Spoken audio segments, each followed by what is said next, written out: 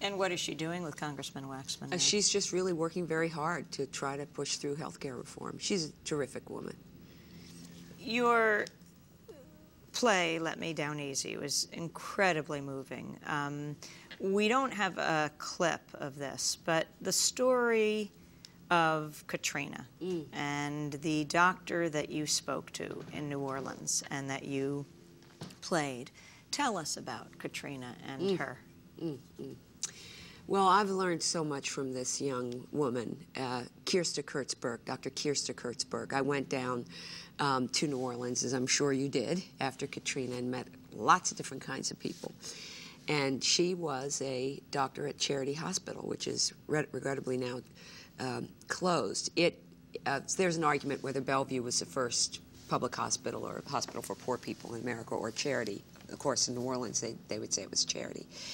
And the thing that's riveting to me about Kirsta Kurtzberg is that she has a whole other idea, new way of looking at the world. She talks about why she loves working in a charity hospital.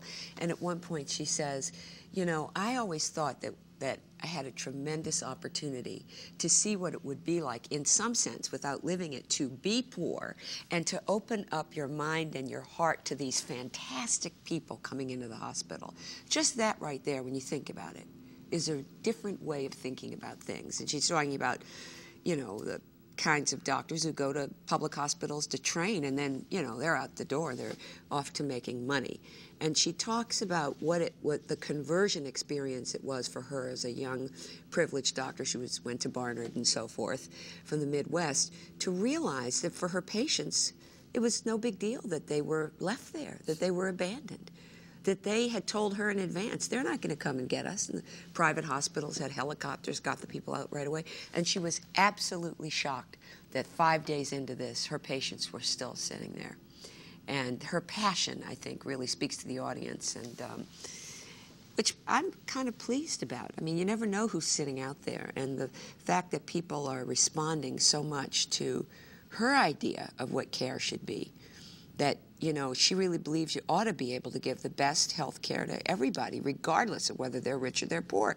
And people are responding to that and saying how moved they are and how much it means to them that they get to meet Kirsta Kurtzberg. I'm curious about the methodology that you use to be able to recreate these characters so faithfully and so vividly. When you interview people, are you taping them? Are you taking notes? Or are you just sitting and having a conversation and then reconstructing your recollections afterward? I use a tape recorder. I mean, I record it and then I learn it. Yeah. Well, here you are playing Peter Gomes. Actually, I met you at the Aspen Ideas Festival, Aspen, right?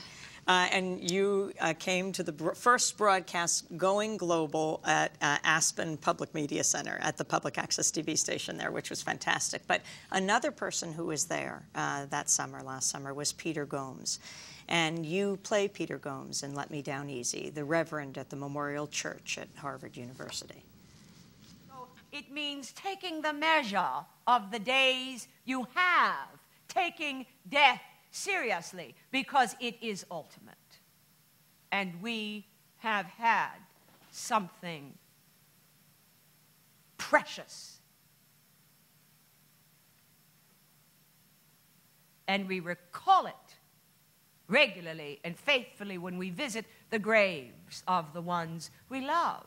And then my job is to try to urge them to come back. I say, I don't want you to leave here today full of terror and sadness and sorrow. I want you to know that this is the place that you can come to recall to life, in whatever fashion you have, the person we sent off today. I say, come here again. Bring flowers. Remember your loved one. Anna Deavere Smith playing Reverend Peter Gomes. Your meeting with him and what most moved you about Peter Gomes. Interestingly enough, I interviewed him at Aspen. I just took advantage, you know, I sort of sometimes just carry my stuff with me just in case, and he was there. And I wanted to talk to him about grace and kindness, which I think is a part of this whole question about how we are, how we put together, taking care of people in a winner-take-all society.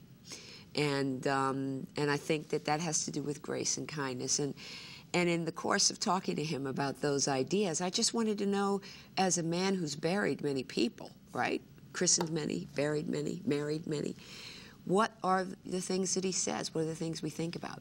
And one of the things that I was so fascinated by is the idea that, according to Gomes, you know, doctors don't want to be around when people are dying. He says their function, their job is to keep the person here with all the science and technology that we produce, he says. But when it was clear that they were going to go away, we were the ones to see that they went. And one of the most important things you can do with someone is to be with them when they die. But the doctors don't like that, so they have to go off, save somebody else.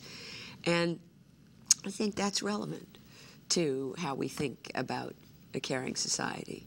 If medicine can only be, we understand, we want it to keep us alive, but where in all of this do we think about our mortality? I think it's a very hard ethical question and a very hard cultural question. And so talking to Gomes helped me think about other ways that we deal with it. And certainly one place is in religious organizations. And a final clip we have is of Sally Jenkins, the sports columnist at the Washington Post. It's just this force. I mean, downhill skiers drive 120 miles an hour. I mean, that's why it's, with this whole doping thing, it's ridiculous to say to them, oh, no, don't do that. You might hurt yourself.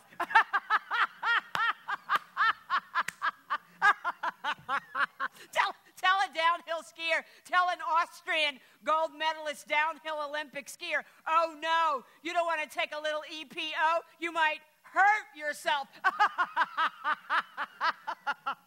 Are you kidding me? Sally Jenkins, the sports writer at the Washington Post. How did you meet her? Oh, she's great, isn't she? Ann Richards introduced me to her. Figures. Wanted me to meet her. Yeah. And Same laugh. Ann thought that, Ann had been in another one of my shows and very aware of what my work is and was trying to get me an interview with Lance Armstrong for it. And then Sally had co-written Lance's books. And so she just wanted me to meet Sally and help me have that happen. She's terrific. She's so smart. And I talked to her a lot. A lot of her material is not in this show. Several times in another show I talked to her a lot. She really, I don't know, she can just think through things very well. And she's just got so much energy, as you can see there. Well, Anna Deavere Smith, you transformed into many different people in this play, Let Me Down Easy. How did this experience transform you? I think that's a wonderful question, and I suppose I'm in the process. Having done so many interviews, around 300 for this, everybody that I talk to understands something that I don't understand. And the 20 who are in the show right now definitely do that. And I think every night that I go out there, I'm struggling with one of the kernels of what they understand to try to increase my understanding. I guess what I understand the most from this whole experience is that life is precious, and that while it's here, we should not miss the opportunity of saturating ourselves in its richness. Well, Anna Deavere Smith, we want to thank you very much for being here, and it was particularly moving for me as I just lost my mom, just came out of the hospital.